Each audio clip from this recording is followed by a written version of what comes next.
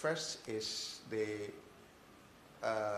when you say the actor could be a Muslim, it could be a non-Muslim.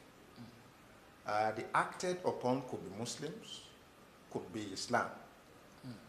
So when you say handling misconception about Muslims, I'm imagining that we are talking about funny situations. The first of which is that where you have Muslims having misconceptions about Muslims and having misconceptions about Islam. I want to expand upon that by saying that we have instances where we have Muslims who are enemies of Islam, in addition to situations where we have non-Muslims who are perpetual enemies of Islam. Quran chapter 2 verse 120, Allah subhanahu wa ta'ala says, وَلَنْ تَرْضَوْا عَنْكَ الْيَهُودُ وَلَا النَّصَارَى حَتَّى تَتَّبِعَ مِلَّتَهُمْ. If a non-Muslim has misconceptions about the Muslims, that could be understood. You may be having the misconception based on a number of arguments. So that is allowed. That's what I'm saying. It could be based on ignorance. Somebody who is ignorant, you can't blame him for being ignorant until that time when he becomes knowledgeable. And one of the lessons life has taught me is that there are pleasures in being ignorant, the same way there are pleasures in being mad. There are pleasures in being mad which none but the madman knows. And there are pleasures in being ignorant which the ignorant person, the ignoramus, will not know until he becomes knowledgeable. A scholar, his name is Buzuri Jamhir, in a book written by Al-Mawardi titled Adabu Duni wa Dunya, it says that Al-Alimu ya'rifu al-jahila li'annahu kana jahilan wal-jahilu la ya'rifu al-alima hatta yakuna aliman. The ignorant person will not know that he is ignorant until he becomes knowledgeable.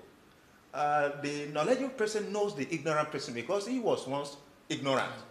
So if I have a misconception about you, I could enjoy the misconception until the time you tell me that Professor Oladosu is actually an ignorant person. No? Until then, I will think that I'm the knowledgeable person in the world, because ignorance grants pleasure, and the pleasure there is only the ignorant person that knows it. Pleasure. Yeah. So, if you now want to ventilate, want to explore what are the reasons that could lead people to have misconception. One could say maybe the media is a factor today. The media. The media thrives on fake news, and we are in a world of fake news today. The media thrives on prejudice some of the time, particularly relating to Islam. You have some people, they still work on this impression that Islam was spread by force. They work on the impression that, and that's why they refer to what they call Islamic terrorism. It's a display of misconception, because you can't collocate terrorism and Islam.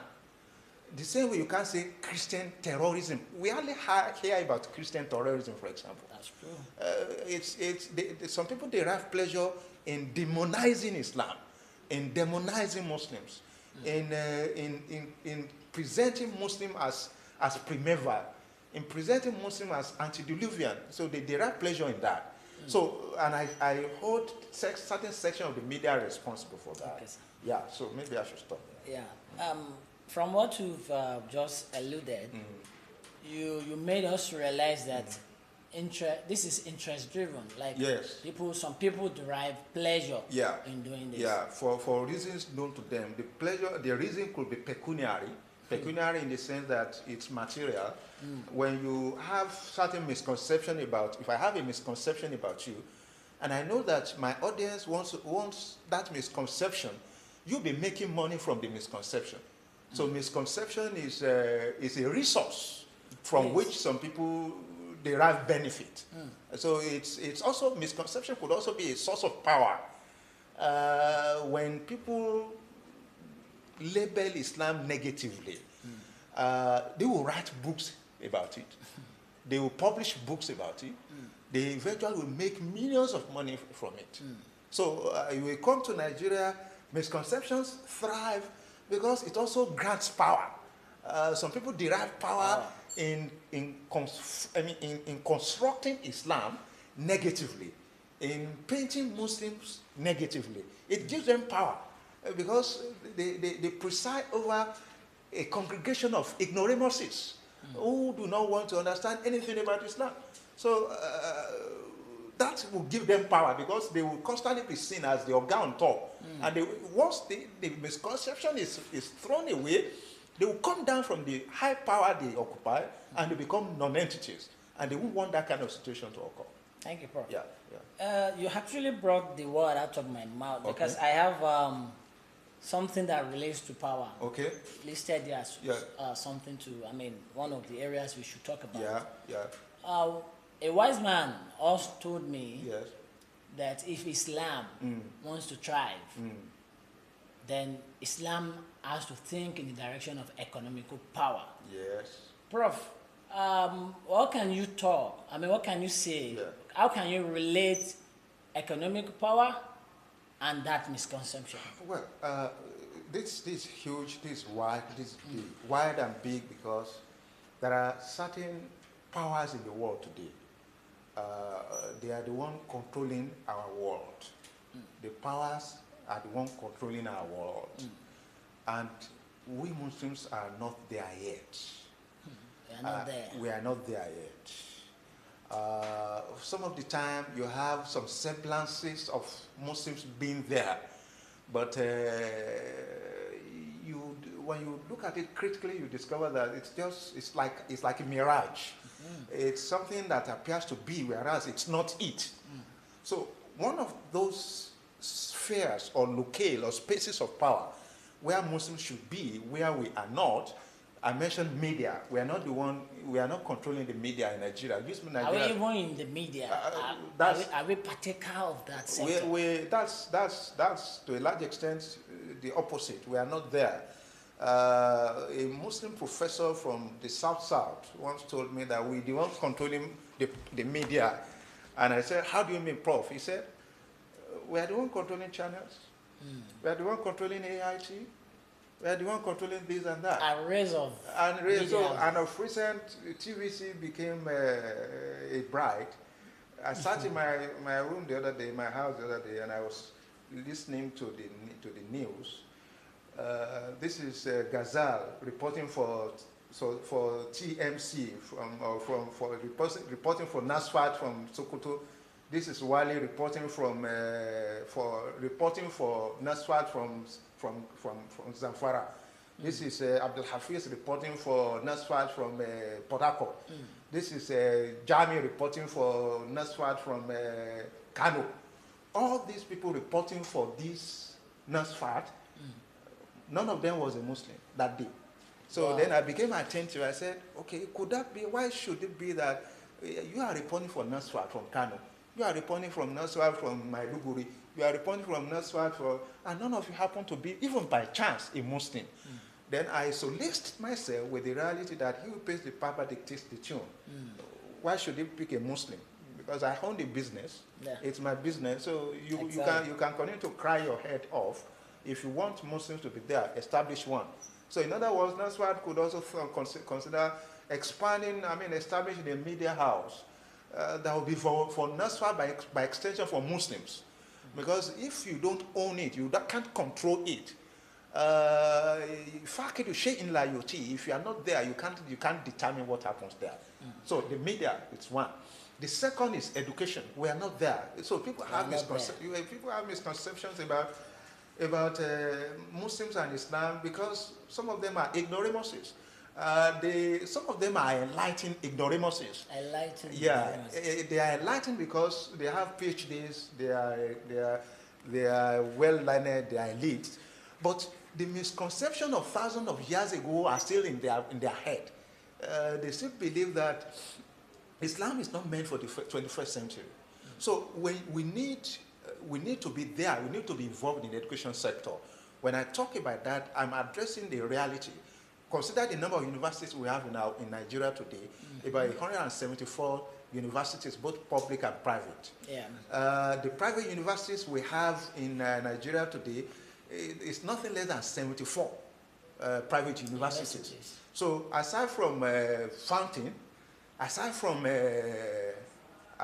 Summit, aside from Alcolam, aside from, and then when I got to Alcolam, then I begin to pause in order to browse how many are the Muslim universities we have. So the maximum number that you could hazard, as a guess that you could hazard, is to say maybe we have about 10 universities or 15 universities that are Islamic, that are Muslim, not Islamic. Muslim, not Islamic. Muslim because established by Muslims. Islamic because they follow the strict Islamic code. The doctrines. Whereas these are business outfits. Once you establish a university, except for NASFAT. So one could say NASFAT's university, the founding should be Islamic because you ensure that what Islam demands in an educational sector, you find it there. But aside from that, there are Muslim universities. Christian too. Christian should be Islamic. It should be Islamic. And in addition to being Muslim, it should be Islamic. Okay. Because not all Muslims are Islamic. That's the reality. So aside from education, then you are talking about the business world. If people have misconception about us, it's because we are not in business. You could say we are, but we are not. You could say we are because Dangote is the one disturbing everybody in the world today. In Africa, is the number one. His trailer load is everywhere to be seen. But aside from that, we are still lacking. So when people have misconception about us, it's because where we should be, we are not there yet, and we have to be there. Thank you, Prof. Yeah. It's really been enlightening. Yeah, alhamdulillah. Can we, for fairness, can we say all these ideas, the intuition we have about misconception being directed, can we say for fairness that we have facts? We can pinpoint activities to lace all these things? Yeah, I would say yes and no. Yes, because some of the time we are like the crocodile in the only stream in the village. If you have one stream in the village from which people source for water, and unfortunately the stream has crocodiles infested in it, the implication is people will not be able to go to the stream out of the fear of the crocodile. Muslims sometimes are like the crocodile in the stream of Islam. We are the one impeding people's access to the beauties that this religion has to offer. So to that extent, I would say yes. So when I say no, I'm saying no because the world today has become an open world. I know that in the beginning was the Word. John 1 verse 1, the Word was with God, and God is the Word. Yeah. I say that because I was forced to learn that. And in other words, I seek out of ignorance. The challenge the non-Muslim have is that they don't want, once they see anything Islam, they will run into their cocoon because they have an anathema for Islam. But for those of them who know that Islam has much to offer, once they discover it, it's like an honeybee. Once the honeybee is beauty, it seeks it, it enjoys it.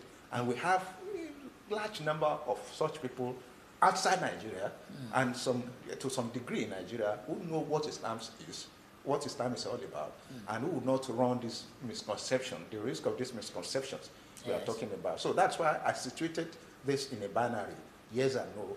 It's true, we are responsible some of the time. Most of the time, it's because we live in a society where they don't want to hear about Islam. So it's a duty, we have a duty to try and correct that. Thank you, Prof.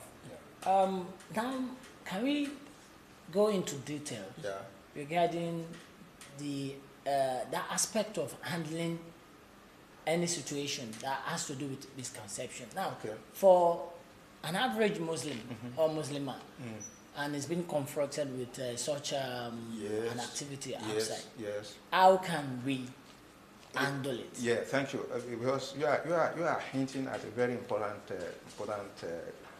crisis handling strategy that we can propose. Let's imagine a Muslim sister in hijab We've seen that video. There was a video clip that went viral some time ago. Yeah, it went viral. Of a Muslim sister who was being harassed because she's using hijab. Yeah, we have lots of that. So imagine I'm a Muslim sister. I know why I use hijab. For example, in fact, that's the first thing. Every Muslim sister should know why she uses hijab. The reason behind it shouldn't be because Sister Kafaya is using hijab, that's why you're also using hijab. What if Sister Kafaya decide to drop hijab tomorrow? Will you also drop your hijab? So that expand. I mean, if you extend that, you say that you should know the reason why you're a Muslim. Conviction. You should be the convinced Muslim, not the confused Muslim. So a Muslim sister in hijab who is being harassed by somebody who has misconception about Islam, she has about 3 options. The first option, if she's slapped because she uses hijab, she could opt for the Quranic method. And in fact, she should opt for Quranic method. Quran chapter 16, verse 111. Allah subhanahu wa ta'ala calls our attention to handling situations like that. Okay. Allah says, وَإِنْ أُوقِبْتُمْ فَعَاقِبُوا بِمِثْلِ مَا أُوقِبْتُمْ بِهِ وَلَئِنْ صَبَرْتُمْ لَهُوَ خَيْرٌ لِلصَّابِرِينَ. Allah says, if somebody slaps you on the right cheek, Islamic option, practicality of Islam, slap the person back on the right cheek. If 4 fingers of the person appears on your cheek, ensure that it's only 4 fingers of yours that should appear on the person's, not 5 fingers. Because if you do 5, you have also gone against Islam. So that's option number 1. The second option is for you to look at the person in the face and say, you slapped me. Why did you do that? If the person explained the reason he slapped you, the person could have slapped you out of ignorance. Out of ignorance. Out of ignorance. Okay. So it would be good for you to do Islam by not slapping the person back. Oh. So that's the second option. It's a better option than the first one. The first one is not an option that is out of use. One could use it if one has a means. Which is permissible. Which is permissible. You are slapped, you are slapped back. But Islam prefers the second option. وَلَئِنْ صَبَرْتُمْ لَهُوَ خَيْرٌ لِلصَّابِرِينَ. I say that because of what happened to Prophet Muhammad the day Hamza was killed by the unbelievers in Ghazwa to Uhud. The Prophet says, لَأَقْتُلَنَّ بِهِ ثَلَاثِينَ. I'm going to kill 30 people in lieu of Hamza. It's just one Hamza, one person's killed, but the person happened to be somebody dear to the Prophet. The Prophet says, I'm going to kill 30 people. Then Allah says, you can't kill 30 people. وَإِنْ أُوقِبْتُمْ فَعَاقِبُوا بِمِثْلِ مَا أُوقِبْتُمْ بِهِ. It's just Hamza that has been killed. If you want to kill, you have to kill just one person. Moderation. You don't have to kill 30 people.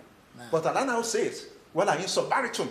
But if you exercise patience, instead of killing 30, instead of killing that one person back, it's possible that the person who slapped you will come down when you use this other option to understand why he shouldn't have slapped you in the first instance, and through that now begin to understand Islam and appreciate Islam through you.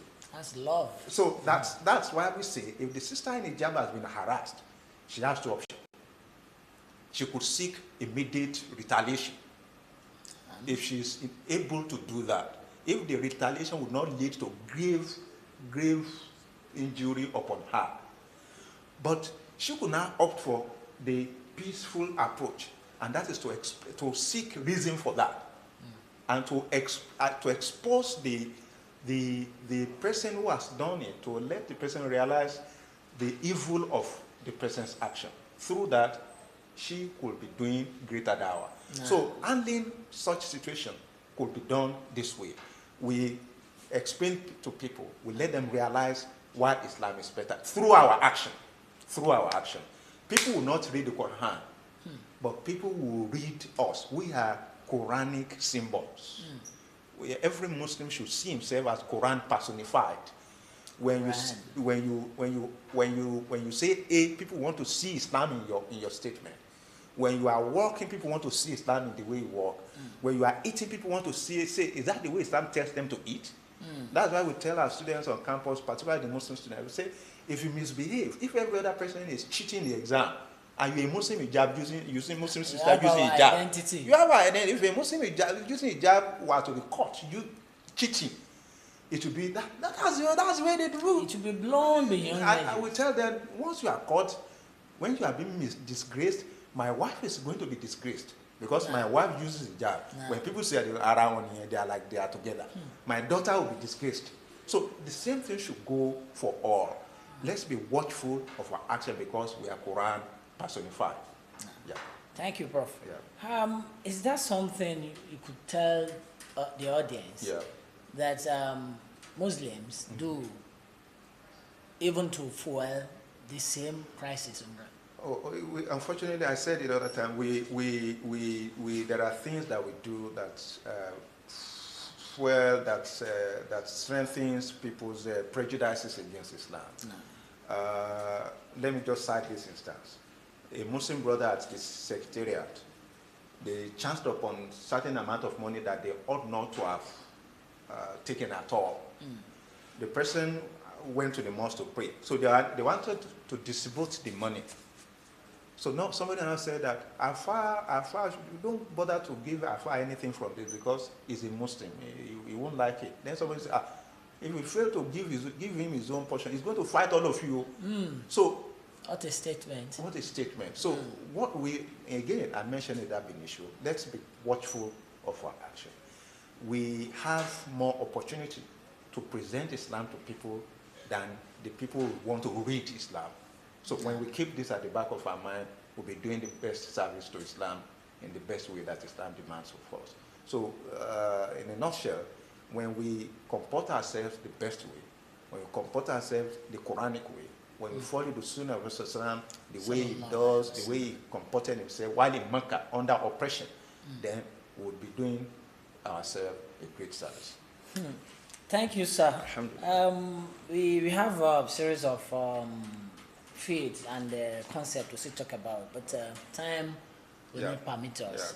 We'd like to end this session. Thank you, Prof. We are glad to have you around. Thank Allah for the opportunity. And we hope when we need you and your presence once more, you'll be here. May Allah preserve to Allah. give justice to some of our topics. Amen. So, viewers at home, it's been so elated and enlightening. Professor Oladosu did well in handling this misconception. Now let's take this as what a stage one. Then we'll hope to be back and continue this concept of misconception towards Muslim. Assalamu alaikum. Did Islam spread by the sword? Based on an article by Hassan Munir. Islam spread by the sword. This statement is often repeated to further the idea that Muslims follow an inherently violent and barbaric faith. But is it accurate? Historians have discredited the claim that the prevalence of Islam in the world today is a result of forced conversion. How else would Islam have spread so far and wide? Why would so many people adopt Islam if they were not coerced into it? 5 prominent factors can explain how non-Muslims were exposed to the spread of Islam, and 3 factors explain why many non-Muslims came to embrace Islam worldwide. 1. Dawah. The act of inviting others to engage with the message of Islam. The Prophet Muhammad, peace and blessings be upon him, said about spreading the message, "Be tolerant, not harsh, spread the word, and do not alienate them." Following in this tradition, Muslims have given dawah in different ways everywhere they have gone. Dawah has been the most important factor in the spread of Islam. 2. Trade. Muslim merchants traveling the most important trade routes introduced non-Muslims to their beliefs, values, and ways of life. 3. Migration. Wherever Muslims went, whether as slaves, refugees, or voluntary migrants, they brought their embodied knowledge of Islam with them. 4. Influencers. Social, political, and/or personal influencers' conversions to Islam drew their followers, admirers, and subjects closer to Islam. One example of an influencer spreading the message of Islam is the famous Chinese Muslim admiral Cheng Ho, who during his journeys established mosques throughout Southeast Asia, especially on the island of Java. Today, there are over 100 million Javanese Muslims. 5. Intermarriage. Conversion to Islam through intermarriage established many Muslim communities. Most converts to Islam via marriage between Muslims and non-Muslims have been women. Now we know how the message of Islam spread, but why was it accepted? What about Islam made people embrace a new faith? we've identified 3 of the motivations that were arguably most prominent. 1. Islam's emphasis on justice. Islam's promise of changing economic, social, and spiritual realities and of giving the same status to people regardless of their race, wealth, or gender held wide appeal, especially for historically disadvantaged people. 2. Islam's emphasis on unity. Unity was an integral part of Islam that kept Muslims connected to other Muslims, irrespective of their distance from each other. Practicing the obligatory pillars of Islam helped keep individual Muslims and the small emergent Muslim communities in far-off regions united. Salah, daily prayers, helped the Muslims unify locally, and Hajj helped them identify as integral members of a global ummah. 3. The universality of Islam. The Islamic principle known as urf meant that all cultural customs were permitted